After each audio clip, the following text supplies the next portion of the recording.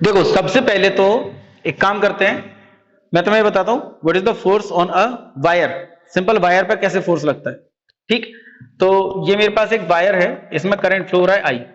ठीक है ना, ये वायर है, ये कहीं से मैंने इसमें क्या किया, वायर लगाया हुआ है प्लस माइनस। ठीक है, और इसको मैंने किस में रख दिया, एक मैग्नेटिक फील्ड में रख दिया, नॉर्थ और साउथ।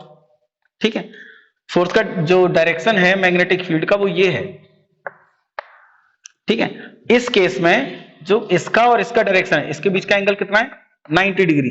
ठीक है, तो यहां पर जो फोर्स बनेगा क्या बनेगा, B I L sine theta, जो होता है फोर्स का फॉर्मूला, और थीटा क्या होता है, angle between the direction of charge particles and magnetic field. अब इस केस में 90 है, तो आंसर क्या आएगा हमारा, बी आई एल। ठीक है, लेकिन अगर इसी में मैं इसकी जगह ऐसे में रखता है इसको, नॉर्थ साउथ, ये हो गया डायरेक्शन ऑफ मैग्नेटिक फील्ड, और वायर को मैं ऐसे रख दूं, ये हो गया हमारा वायर, इसमें मैंने कहीं से लगा के कंडक्ट वो बैटरी और करंट फ्लो कर दिया। ठीक है, अब इस केस में जो चार्ज पार्टिकल का मोशन का डायरेक्शन वो है ये। ठीक, और मैग्नेटिक फील्ड का डायरेक्शन क्या है ये, इनके बीच का एंगल क्या है, थीटा। ये 90 नहीं है ना, 90 नहीं है तो इसको हम क्या करेंगे, रिजॉल्व कर लेंगे, और रिजॉल्व करेंगे तो वेलोसिटी को रिजॉल्व करते हैं, मोशन ऑफ चार्ज पार्टिकल्स को। तो इस वेलोसिटी का इस तरफ कितना कंपोनेंट काम करेगा, v cos थीटा, और इस तरफ कितना कंपोनेंट काम करेगा, v sin थीटा। बात समझ में आ रही है, इसमें क्या काम करेगा, v sin थीटा। ठीक है, और फोर्स किस पर लगेगा, v sin थीटा पे, इस पर नहीं लगेगा। इस पे क्यों नहीं लगेगा, क्योंकि ये मैग्नेटिक लाइंस को कट नहीं कर रहा। मैग्नेटिक लाइन को कौन कट कर रहा है, ये जो ये वाला कंपोनेंट है वो क्या कर रहा है, मैग्नेटिक लाइंस को कट कर रहा है। तो कटिंग ऑफ फ्लक्स यहां एक कॉन्सेप्ट लगता है, तो इसमें क्या हुआ, फोर्स लग जाएगा, जबकि इस पे नहीं लगेगा फोर्स, इस वाले कंपोनेंट पे, क्योंकि कट ही नहीं कर रहा मैग्नेटिक लाइंस को। ठीक है, तो यहां क्या आ जाता है, साइन थीटा आ जाता है हमारा। ठीक है, तो इस केस में क्या लगेगा, साइन थीटा। अभी जो हम पढ़ रहे हैं वो क्या पढ़ रहे हैं, torque on a coil, torque on a coil पढ़ रहे हैं। ठीक, कॉइल के केस में जितने भी वायर्स हैं जिन पर फोर्स लगने वाला है, they all are perpendicular to the magnetic field. वो क्या है, सारे मैग्नेटिक फील्ड के परपेंडिकुलर हैं। तो मैंने यहां लगा बना दिया एक मैग्नेट, नॉर्थ साउथ, और यहां पे मैं कॉइल बना दे रहा हूं यहां पे। ठीक है, ये हमारे पास क्या है, एक कॉइल है, ये हो गई कॉइल। ठीक है, ये कॉइल है, और ये हो गया इसका एक्सल, जिसपे ये क्या कर सकती है, रोटेट कर सकती है। ठीक है, A B C D. Actual में ऐसे नहीं बनती है, यहां से हम साइड से दो वायर निकालते हैं, उनको बैटरी पे लगाते हैं, जब हम मोटर बनाएंगे तब ये करेंगे, अभी जरूरत नहीं है इसकी। अभी बस ये मान के चलो कि यहां पे जो करंट का डायरेक्शन है वो क्या है, इस तरफ, और यहां पर इस तरफ। मैग्नेटिक फील्ड का डायरेक्शन क्या होता है, नॉर्थ टू साउथ। अगर मैं रूल लगाऊं इस तरफ के लिए, इस डायरेक्शन में क्या लगाया मैंने, मैग्नेटिक फील्ड, इसमें करंट क्या है उस तरफ, मतलब ये करंट जो है ना, इसको मैं क्या कर दूं अंदर, तो फोर्स कहां लग रहा है, डाउनवर्ड। तो इस पर फोर्स कहां लगेगा, डाउनवर्ड। अब इस वाले वायर पर कहां लगेगा, अपवर्ड लगेगा ना। तो ये जो कॉइल है थोड़ी सी घूम जाएगी, ऐसे घूम जाएगी ना।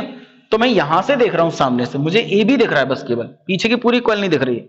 तो ये जो सीन है मुझे किस तरीके से दिखाई देगा, ये नॉर्थ हो गया, ये साउथ हो गया, मुझे इस तरीके से दिखाई देगा, ए बी, ए बी, यही दिखाई देगा ना केवल। ठीक है, ए जो पॉइंट है, ये वाला वायर है, ये कहां जा रहा है, ऊपर, तो ये कहां जा रहा है, नीचे। तो इसमें मैं लगा दूं यहां पर, ये कहां जा रहा है, ऊपर, और ये कहां जा रहा है, नीचे। ठीक है, इसका जो एरिया वेक्टर है उसका डायरेक्शन क्या है, ये क्या है हमारा, एरिया वेक्टर। ठीक है, अब ये एरिया वेक्टर, ये कॉइल है मेरे पास, एरिया वेक्टर ऊपर है।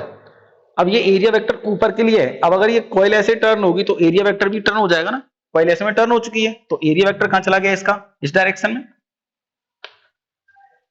ये क्या हो गया इसका, एरिया वेक्टर। ठीक है, और एंगल हम किससे लेते हैं इसमें, एरिया वेक्टर और किसके साथ, मैग्नेटिक फील्ड के साथ। ठीक है, मैग्नेटिक फील्ड का डायरेक्शन क्या है, ये बात समझ में आ रही है यहां तक। ठीक है, इसका एंगल मैंने मान लिया थीटा, अगर इसका एंगल थीटा है, ये 90 है, तो ये वाला एंगल कितना हो जाएगा? ये हो जाएगा 90 माइनस थीटा। बात समझ में आ रही है? और टॉर्क जो हम निकालते हैं, उस टॉर्क का फॉर्मूला क्या होता है? Force into perpendicular distance. ठीक है, फोर्स कहां लग रहा है इसमें? एक फोर्स ये लग रहा है, एक फोर्स ये लग रहा है। इनके बीच का परपेंडिकुलर डिस्टेंस निकालने के लिए क्या करने पड़ेगा आपको? इसे थोड़ा सा एक्सटेंड करना पड़ेगा, यहां से एक परपेंडिकुलर ड्रॉ करना पड़ेगा। ये मैंने ले लिया सी, तो ये हमारा परपेंडिकुलर डिस्टेंस। इसको क्या लिख दिया मैंने? टॉर्क इक्वल टू एफ बोले तो BIL मल्टीप्लाइड बाय BC। इसको इक्वेशन नंबर 1 ले लो आप, इक्वेशन नंबर 1। अब अगर ये 90 माइनस थीटा, ये वाला एंगल, तो ये एंगल भी कितना हो जाएगा?